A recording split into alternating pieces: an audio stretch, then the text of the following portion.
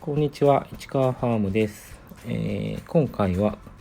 ゴールデンカーペットの育て方をやっていこうと思います。とりあえずこれ、うちのハウスとか外にあるいろんな状態のゴールデンカーペットを集めてきました。で、今持ってるこれがいつも販売しているサイズの苗になります。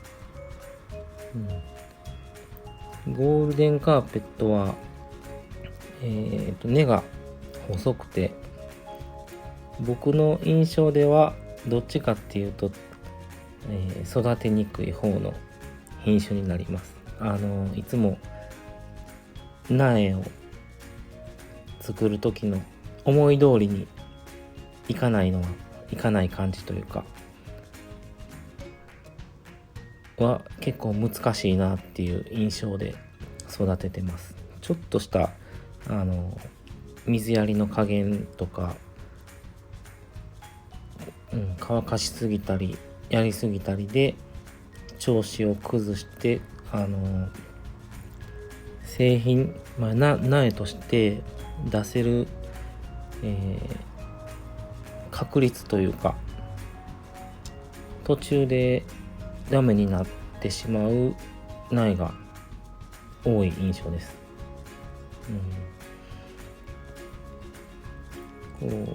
調子を崩すだけじゃなくて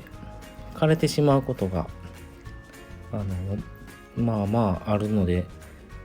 いつも難しいなと思って育ててます。根がこんな感じでやっぱ細いんですよね。で、お客さんからも、どうやればうまく育てられるのって言われるんですけど、環境だったり土だったりで、その答えは変わってくるのにいつもうまいこと言えないんですけど、水を切らしすぎずに、やりすぎて蒸らしたりもしないようにっていうのが大事なんだと思います。これはすごく昔から使ってる苗で、親株で、根がだいぶ回って土も硬くなってて、ここまで来てるとあんま枯れにくい感じはします。だけど葉っぱもすごく小さい感じになってます。で、これが最近ちょっと素焼き、これはダウン鉢になるのかな。こういう素焼き鉢とかこういうのでやると、根っこからダメになったり株元で蒸れたりっていうことが少ない感じがしてます。ポリポットとかプラスチックのポットでこれは混ざらしで外に置いてたんですけど、やってると結構蒸れたり調子を崩すことが多いんですけど、素焼き鉢だと今のところ調子がいいです。これもすごいいつものうちの小さい苗を植えたんですけど、こんな感じにまでなってます。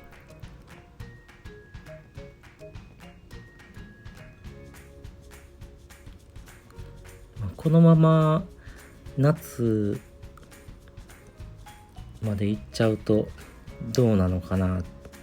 とは思います。これ後でこの株はカットしちゃうんですけど、まだ他にも素焼き鉢でいろいろ試してるので、夏どうだったかっていうのをまた秋にでも報告させてもらいます。これも素焼き鉢の浅いやつで大きめの鉢ですね。それでこれもいつもうちで使ってる土でやってるので水持ちはいいんですけど、素焼き鉢のなんていうんですかね、乾く感じがあってうまく育ってるんだと思います。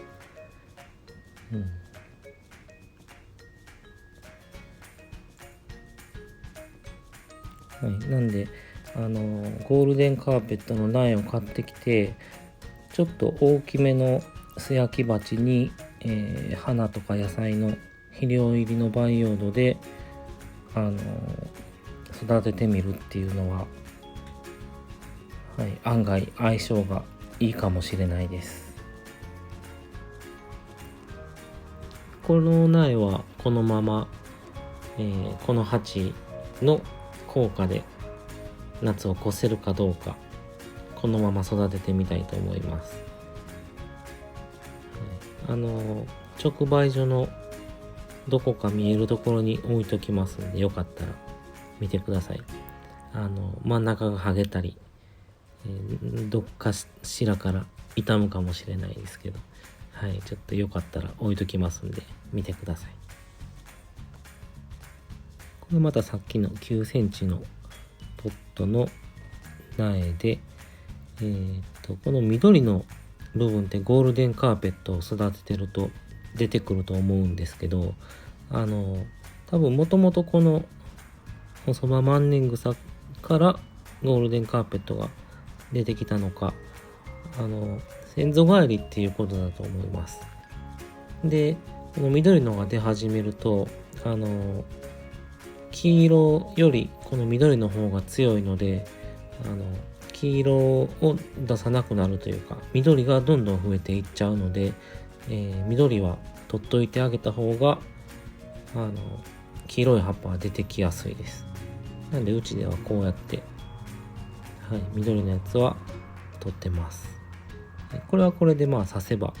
すごく育ちのいいやつが出てきます。で、この後ゴールデンカーペットは挿し木でも増やせるし、株分けでも増やせます。ゴールデンカーペットは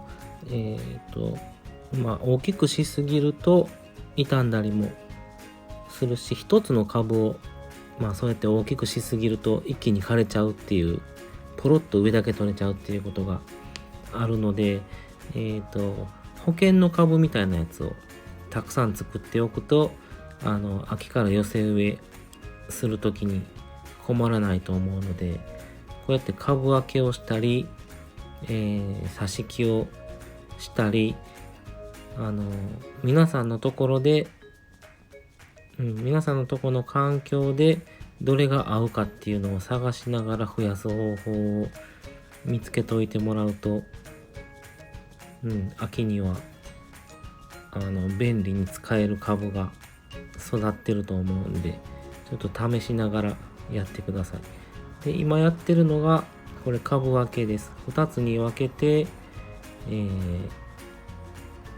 こうやって新しい土に植えていくっていうやり方です。これ今のうちにやっとくと、つく可能性が高いと思います。これ今使ってる土はいつもうちで普通のセダムを育ててる時の土になります。ゴールデンカーペットはもうちょっと水はけがいい土で水やりの回数を増やすっていうのでもいいかな。そっちの方が可能性が高いかなとも思うんで、鹿沼の小粒とかを3割くらい混ぜてやってもいいのかもしれないです。ポリポットやプラ鉢でやるときはそんな感じでもいいんじゃないかなと思います。試してください。あと肥料なんですけど、これはまたマグアンプ系の大粒を入れてます。夏の間は窒素が強く効いてしまうやつよりこういうのの方が安全だと思います。で、涼しくなってからの肥料なんですけど、秋10月とかそれ以降だと、この窒素が少ないマグアンプとかで育てた時は黄色が薄く出る感じがしてます。で、逆に窒素分が多い、IB 化成だったり、うちでこの間紹介した芝の肥料だったり窒素分の多いやつを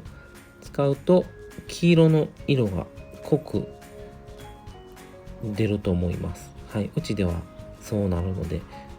うちでは10月とか、9月くらいからは IB じゃないや、窒素が強めの肥料をいつも使ってます。で、真冬になった時にそのマグアンプとかで窒素が少なめの肥料で育てたやつを去年の冬外に出しといたんですけど、そうするとその白っぽい、黄色が薄く出てる状態のやつが紅葉して、黄色い部分がちょっとオレンジっぽく紅葉してました。それはそれで綺麗だなと思って見てました。で、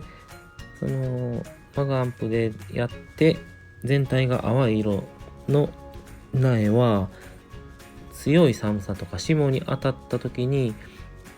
すごく白っぽいところはちょっとダメになったりもしてました。はい、なんでその辺ちょっと気をつけながら楽しんでもらうのもありかなと思います。で、こっちは株分けのやつを素焼きの鉢に入れてますね。はい、こっちの方が枯れない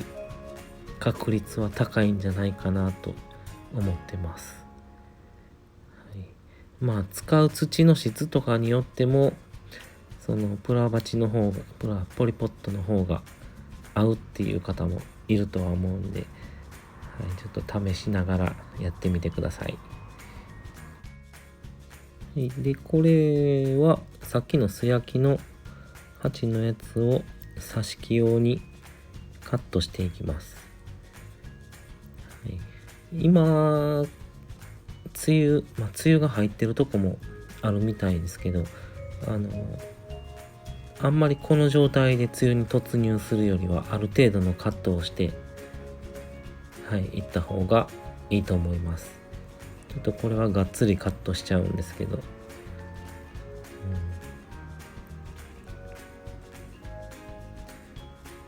素焼き鉢でこのやり方でどこまでこう持つのかっていうのをすごい今年は楽しみです。これあんまり葉っぱ残ってないように見えますけど、これくらいでもゴールデンカーペットこの時期なら大丈夫だと思います。で、これカットしたやつを、刺していきます。うちはプラグトレーにちょっとずつ先端を刺していく感じです。こういうポリポットの方が多分、水加減は簡単なので、これにちょっとマグアンプを入れて、根に当たらないようにして、ある程度ゴールデンカーペットをまとめて刺しちゃいます。うちでは刺すときはこんな感じでやってるんですけど、切りながら切った分だけ刺していくっていう感じでもいいと思います。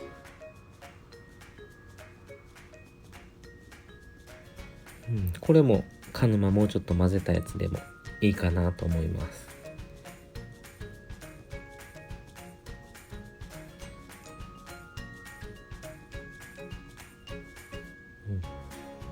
こんな感じです。で、こういう挿し木の時も他の強いセダムと比べると乾かしすぎとかずっと湿らせすぎとかにはちょっと弱いので、乾ききる前に水を足してあげるくらいがいいのかなと思います。で、これ最後にこういう大きめの鉢に、これ僕手小さいんであれなんですけど、ちょっと大きめの鉢に、水持ちのいい土で、ゴールデンカーペットを今のうちに植えとくといいんじゃないかなと思ってます。はい、素焼き鉢とゴールデンカーペットの相性はいいと思うので、これもちょっとどんな感じにこれからの時期ですけど、大きくなるかちょっとやってみようと思います。とりあえずゴールデンカーペットで言えるのは、根を乾かしすぎたり湿らせすぎたりさせないっていうのと、株元を蒸らさせない、風通しのいいとこに置く、っていうことと、あと日当たりものところに、あんまり直射日光ガンガンも急に直射日光が当たるっていうのに弱い感じはしてます。でいつもはっきりしたこと言わない方だと思うんですけど、今回は特にゴールデンカーペットそんなに得意じゃないっていうか、苦手なのでさらにはっきりと言えないんですけど、またいい方法がつかめたらお知らせさせてもらいたいと思います。また皆さんの方でも何かいい方法があったら教えてもらえたらなと思います。このいつもの6センチのポットをこれに植えて、夏場どうなるかっていう感じで、やってみたいと思います。ご視聴ありがとうございました。